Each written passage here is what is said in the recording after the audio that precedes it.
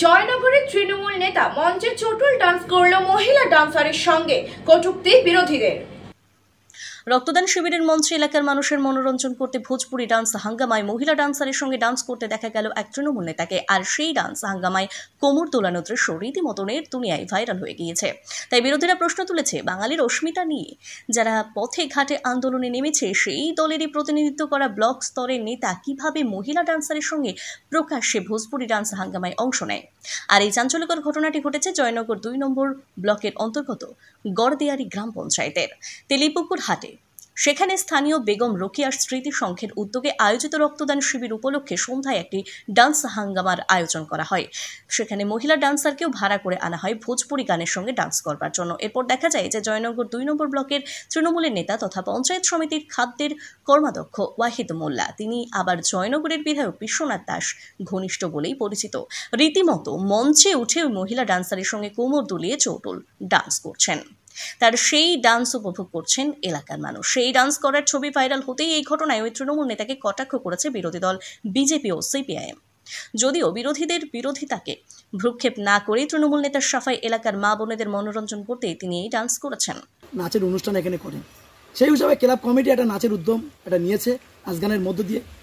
এলাকার মানুষ, মায়েরা, বোনেরা, দিদিরা এবং ক্লাব কমিটি সবাই মিলে আমাকে ধরলো যে একটু নাচ গান করতে হবে। তাই তাদের মনকে জয় রাখার জন্য, তাদেরকে আনন্দ ফুর্তি রাখার জন্য আমি একটু নাচ গান করলাম, যাতে আমার এলাকার মায়েরা, দিদিরা, বোনেরা সবাই আনন্দ পায়, ভাইয়েরা, কাকারা সবাই আনন্দ পায়। সেই জন্য একটা নাচের মাধ্যমে একটা আনন্দিত উপভোগ করলাম, যাতে তারা খুশি হয়। কিন্তু বিজেপি কি বললো সেটা আমার যায় আসে না, কারণ বিজেপি একটা সাম্প্রদায়িক দল, একটা সাম্প্রদায়িক দাঙ্গা বাঁধিয়ে সুচ্ছুড়িনি বাঁধে। আমরা এখানে যে নাচ গান করেছি, হিন্দু, মুসলিম, খ্রিস্টান আমরা একসাথে ঐক্যবদ্ধ হয়ে আনন্দ ফুর্তি করেছি। আমরা একসাথে সর্বধর্মকে একসাথে ঐক্যর বার্তা দিয়েছি। আমরা কিন্তু কোনো ধর্মকে আমরা বিভেদ করিনি, আমরা কিন্তু ঐক্যর অ্যাডজাস্টফুল করেছি। কিন্তু আমরা তো ওই সাম্প্রদায়িক সুরসুরিন দিয়ে দাঙ্গা বাঁধাতে চাই না, কারণ বিজেপি আপনারা জানেন বিজেপির কোনো উন্নয়ন নেই, কোনো ডেভেলপমেন্ট নেই, কোনো মানুষের পাশে থেকে কোনো একটা প্রকল্পের নাম বলতে পারবে না যে কোনো মানুষকে দিয়েছি। কিন্তু বাংলার মুখ্যমন্ত্রী তিনি ৭৬টা প্রকল্প দিয়েছেন, এক কন্যাশ্রী, রূপশ্রী, যুবশ্রী, বিভিন্ন প্রকল্প দিয়েছেন। অগাধ প্রকল্প বললে আমার আজ শেষ হবে না, এত প্রকল্প দিয়েছি। তাই আমরা এই নাচ গানটা করেছি। আমরা কিন্তু আমাদের এলাকার মানুষের, মায়ের বোনদের সবারকে মন জয় করার জন্য। তাই আমি যদি নাচি তারা একটু শান্তি পাবে, সেই জন্য তারা আমার একটু নাচ গান দেখতে চেয়েছে, তাই তাদেরকে শান্তি রাখার জন্য আমি একটু নাচ গান করেছি। আরামবাগের তিরোলে সিভিক ও ভিলেজ পুলিশের মারধরের অভিযোগ ঘিরে উত্তেজনা। আরামবাগে সিভিক ও ভিপির দাদাগিরি, শাস্তির দাবিতে বিক্ষোভ, রাজ্য সড়ক অবরোধ। আরামবাগের তিরোল অঞ্চলের ২০ মাইলে উত্তেজনা ছড়ালো সিভিক ও ভিলেজ পুলিশের বিরুদ্ধে এক যুবককে মারধরের অভিযোগকে কেন্দ্র করে। স্থানীয় সূত্রে জানা যায়, তপন মুদি নামে এক আদিবাসী যুবক মিলের কর্মী রাত ২টোয় কাজ করতে যাওয়ার সময় ওই দুজন তাকে মারধর করে বলে অভিযোগ। এই ঘটনার পরই স্থানীয়রা ক্ষোভে ফেটে পড়েন এবং বর্ধমান আরামবাগ ৭ নম্বর রাজ্য সড়ক অবরোধ করেন। ঘণ্টাখানেক ধরে চলা অবরোধে অফিস যাত্রী, সাধারণ মানুষ চরম দুর্ভোগের মুখে পড়েছেন। পরিস্থিতি নিয়ন্ত্রণে আনতে এলাকায় পুলিশ মোতায়েন হয়। দীর্ঘ ৫ ঘন্টা অবরুদ্ধ চলার পর অবশেষে আদিবাসী সংগঠনের সঙ্গে আরামবাগ থানার পুলিশ কথা বলে এবং তাদের আশ্বাস দেওয়া হয় অভিযুক্ত দুজনকে উপযুক্ত শাস্তি দেওয়া হবে। এই আশ্বাসে অবরোধ ওঠে, স্বাভাবিক হয় যান চলাচল। দাবি উঠেছে অভিযুক্ত সিভিক ভলান্টিয়ারদের বিরুদ্ধে উপযুক্ত শাস্তিমূলক ব্যবস্থা গ্রহণের।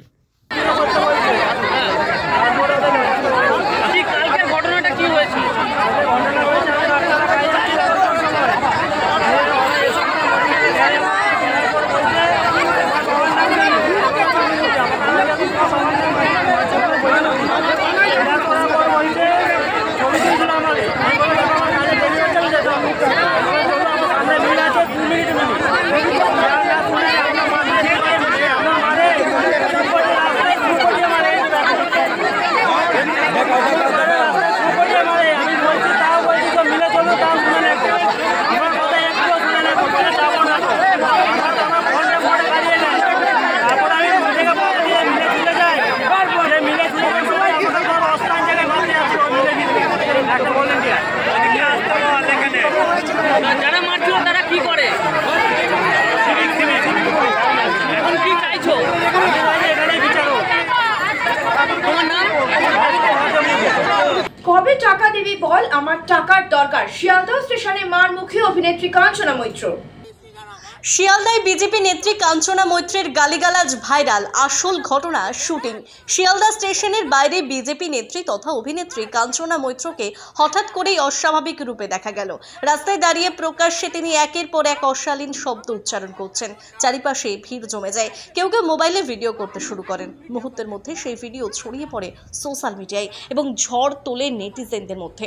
অনেকেই অবাক হয়ে প্রশ্ন তুলেছেন, এ কি সত্যি অভিনেত্রীর ব্যক্তিগত আচরণ? কেউ কানে হাত দিয়ে অবাক প্রতিক্রিয়া জানান, কেউ আবার তীব্র সমালোচনাও করেছেন।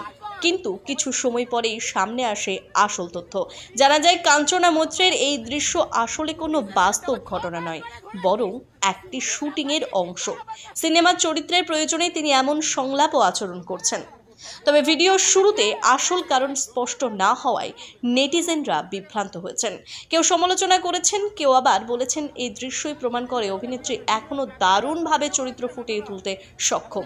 সব মিলিয়ে এক টুকরো শুটিংয়ের দৃশ্য মুহূর্তে ভাইরাল হয়ে কাঞ্চনা মৈত্রকে ফের আলোচনার কেন্দ্রে নিয়ে এসেছে। আমি স্বপ্না মণ্ডল দাদা কিচ্ছু নেই এখানে, পয়সা নিচে দেয়নি, এই তো কথা। নোংরা হয়েছে, কিছু হলে কিছু হয়নি, পয়সা নেই দেয়নি, হয়েছে। আমার অবস্থা কিন্তু এখন খারাপ, আমার টাকা দরকার আছে। আমি কোনো কথা শুনতে চাই না, আমার টাকা দরকার আছে, আমাকে টাকা দে। স্বপ্না মণ্ডলের টাকা পারবি না তোরা।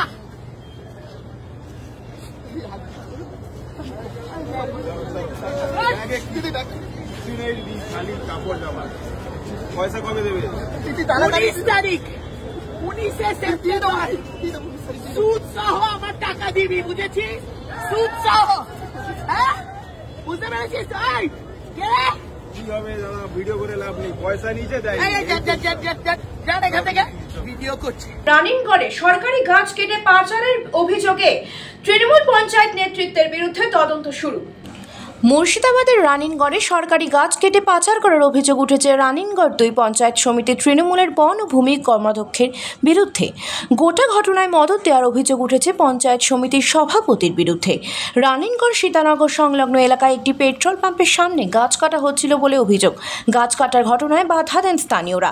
পরে রানিনগড় থানার পুলিশ ঘটনাস্থলে গিয়ে গাছের গুঁড়িগুলি উদ্ধার করেন। এই বিষয়ে কিছু জানেন না বলে মন্তব্য করেছেন গ্রাম পঞ্চায়েতের প্রধান। এক ব্লক প্রশাসন পক্ষ থেকে তদন্ত শুরু হয়েছে। রাস্তার কলে পিডব্লিউর পরে যে গাছ, কালকে আমাদের কালীনগর 2 প্রধান গাছটা কাটতে বলে অর্ডার দেয়। তারপরে গদুমপাড়ার 1 নম্বর অঞ্চলের কর্মদক্ষ সে বলে গালাগালি করে, যে গাছ কাটতে কে বললো, ব্যাপক গালাগালি করে। তাহলে সরকারি দপ্তরের গাছ কাল গালাগালি করলে আজ কিভাবে গালাগালি, আজ গাছ কাটা হচ্ছে কেন? আর অতএব এই গাছ তো বিডিও অফিসে যার কথা, সেখানে চলে যাচ্ছে, কোন মেলে চলে যাচ্ছে, কাটছে সঙ্গে সঙ্গে চলে যাচ্ছে। পিডব্লিউ যদি অরিজিনাল কাটে তাহলে রসিদ থাকবে বিডিও সাহেবের, বিডিও সাহেবকে ফোন করাতে ফোন তুলে নি আমাদের। হ্যাঁ, তাহলে এভাবে এই টিএমসি আজকে এভাবে এই যে পঞ্চায়েতের গাছ এভাবে সরকারি পিডব্লিউর গাছকে এভাবে জোর করে কাটে দিচ্ছে, তার এর পেছনে কে আছে সেটা আমরা দেখতে চাই।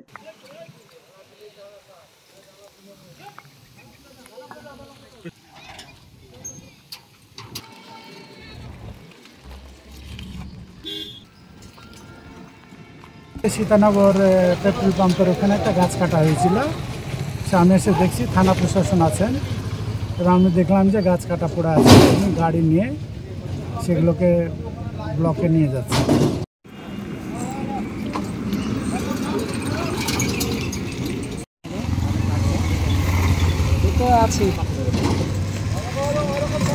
এগুলো ওইটা রাস্তার ধারে পিডব্লিউডির উপরে এই গাছটা, পিডব্লিউডির রাস্তা, এবং এটা পিডব্লিউডি দেখাশোনা করে। তাছাড়াও এটা পঞ্চায়েত সমিতির মধ্যে বা ব্লকের আন্ডারে পড়ছে। এটা এই বিষয়ে আমি কিছু জানি না, আমার জানা নেই। কিন্তু স্থানীয়দের অভিযোগ, গতকাল আপনি গাছটিকে কাটার জন্য আপনি আপনার নেতৃত্বে লোকজন পাঠিয়েছিলেন ওখানে, সে মতো অবস্থায় ভূমি কর্মাধ্যক্ষর বাধা দেয় গাছটা কাটতে, তারপর হঠাৎ আজ আবার সেই গাছ কেটে ভবিষ্যৎ করে দেওয়া হচ্ছে। ভূমি কর্মাধ্যক্ষর সঙ্গে আমার কখনোই দেখা হয়নি কালকে, আর কালকে আমি গাছের কাছে যাইওনি, কোনো গাছের কাছে। কে বা কারা এই বিষয়টা হয়তো আমার উপর অভিযোগ দিচ্ছে ব্যক্তিগত কারণে, সেটা আমার জানা নেই। সুন্দরবনে মাছ ও কাঁকড়া ধরার নিষেধাজ্ঞার প্রতিবাদে বন দফতরের অফিস ঘিরে বিক্ষোভ মৎস্যজীবীদের। সুন্দরবনের সংরক্ষিত এলাকায় এখন থেকে আর মাছ ও কাঁকড়া ধরা যাবে না। সম্প্রতি দক্ষিণ 24 পরগনার বন বিভাগ এই মর্মে একটি নির্দেশিকা জারি করেছে। নির্দেশিকা হাতে পেয়ে তুমুল বিক্ষোভ দেখাতে শুরু করে সুন্দরবনের প্রান্তিক মৎস্যজীবীদের একাধিক সংগঠন। বন দপ্তরের রায় থেকে রেঞ্জ অফিসের সামনে মৎস্যজীবীরা বিক্ষোভ দেখায়। তাদের দাবি, ইংরেজ আমলে আইন অন্যায়ভাবে এখন জারি করা হচ্ছে। এই আইন জারি হলে লক্ষ লক্ষ মৎস্যজীবী তাদের জীবিকা হারাবেন। 1927 সালের আইন, কারণ আমরা তখন জন্মাইনি বা আমরা তখন এদেশে আসিনি। এই 27 সালের আইন এই স্বাধীন যুগে চালু করা যায়? যে ইংরেজদের জন্য আমাদের দেশে হাজার হাজার মানুষ প্রাণ দিল, আর সেই ইংরেজদের আইন চালু করবে এই দেশে? তাহলে এরা ইংরেজের ডবল তো, মানে আমরা মনে করি তো ইংরেজ এদেশ থেকে যায় না এখনো। কি বলতে যাচ্ছে এই আইনে? এই আইনে বলতে যাচ্ছে বনের মধ্যে ঢোকা নিষেধ। মানে ইংরেজরা একসময় চালু করতে চেয়েছিল, কিন্তু স্বদেশীদের চাপে পড়ে চালু করতে পারেনি। এদেশের মানুষের চাপে পড়ে কিন্তু চালু করতে পারেনি, আর এরা সেইটা চালু করতে চায়। আপনারা কি এর ফলে অসুবিধায় পড়বেন? এর ফলে আমাদের মানুষরা তো সুন্দরবনের এলাকার মধ্যে যেতেই পারবে না। গেলেই তো আমাদের হয় জেল, নয় জরিমানা। তাহলে আমাদের মৎস্যজীবীদের একে নুন আনতে পান্তা পুরোই। তাহলে এই মৎস্যজীবীরা, সাধারণ মানুষরা যাবে কোথায়?